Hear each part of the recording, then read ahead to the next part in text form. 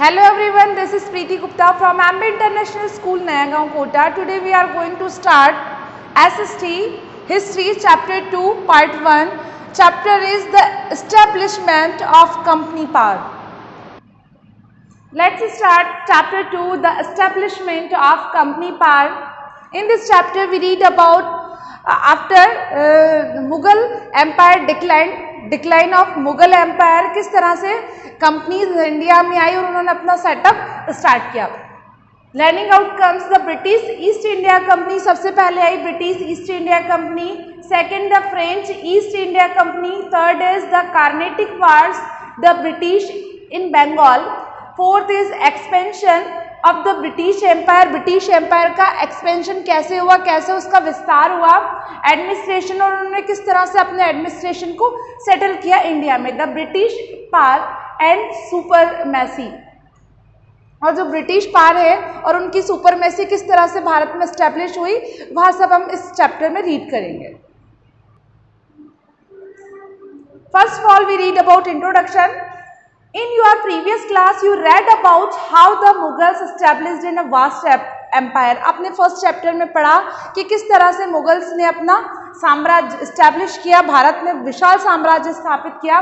Aurangzeb was the last emperor of the great Mughals, और Aurangzeb great Mughal empire के last emperor थे, last शासक थे। His empire covered a vast part of the Indian subcontinent, और जो मुगल साम्राज्य था उसने भारत जो कि एक सब कॉन्टिनेंट है उसके एक बहुत बड़े पार्ट को कवर किया हुआ था या अपना साम्राज्य स्थापित किया हुआ था। After his death the Mughal empire began to disintegrate and many regional. अब क्या हुआ, जब औरंगजेब लास्ट उनका शासक था, उसकी डेथ के बाद क्या हुआ, the Mughal empire began to integrated, मतलब जो मुगल एम्पायर था वह डिसइंटीग्रेटेड होना शुरू हो गया, मतलब अलग अलग किंगडम्स में विभाजन इसका शुरू हो गया।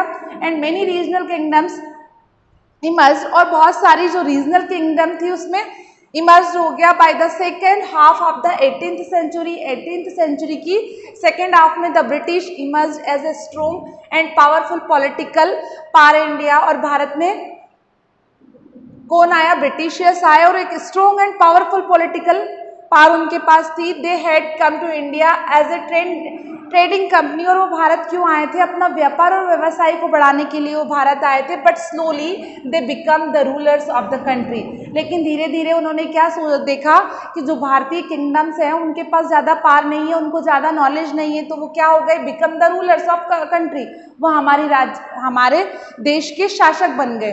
इन this chapter you will studied how the British emerge as the supreme political power. इस चैप्टर में हम रीड करेंगे कि किस तरह से ब्रिटिश एक सुप्रीम पॉलिटिकल पावर के रूप में हमारी कंट्री में एस्टेब्लिश हुआ। Now we read about the Portuguese traders. Portuguese trader मतलब जो पुर्तगाल से आए थे, पुर्तगीज ट्रेडर्स, किस तरह से उन्होंने अपना जो साम्राज्य था, अपनी ट्रेडिंग कंपनीज को इंडिया में एस्टेब्लिश किया।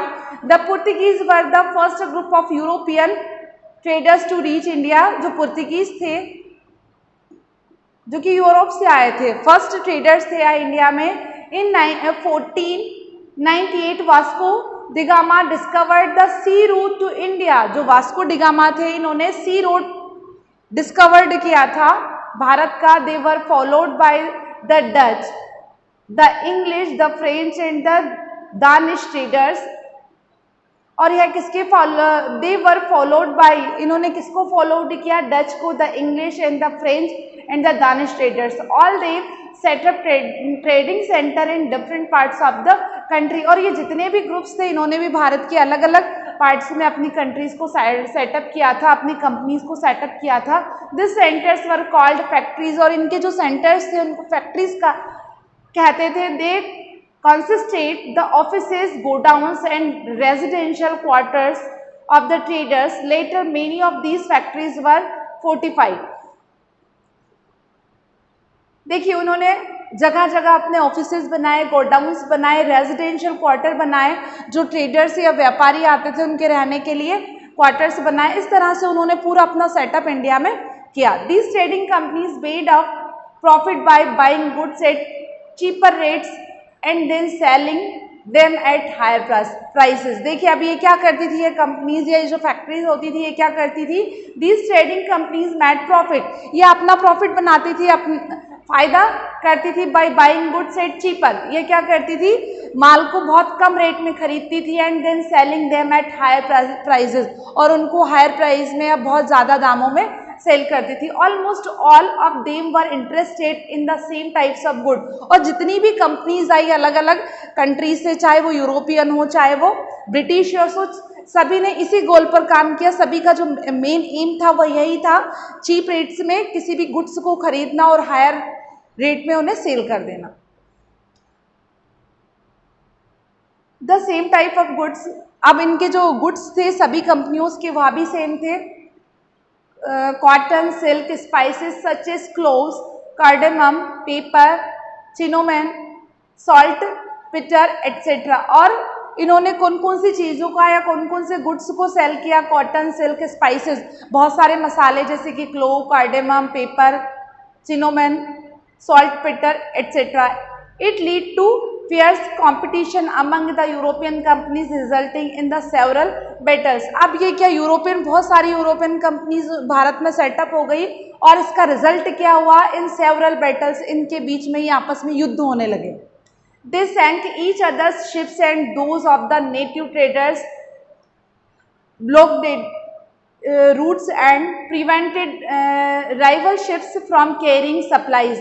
They protected their trading post by fortifications which along with their trading rituals brought them into conflict with the local rulers। देखिए अब क्या होने लगा, जब बहुत सारी यूरोपियन कंपनीज इंडिया में आई तो इनके बीच में ही कॉन्फ्लिक्ट होने लगे, ट्रेडिंग को लेकर इनके बीच में ही कॉन्फ्लिक्ट होने लगे, और ये क्या करने लगी, एक दूसरे के शिप को ये बेंड करने लगी, जो रूट्स थे उन्हें ब्लॉक करने लगी, और इनकी जो सप्लाई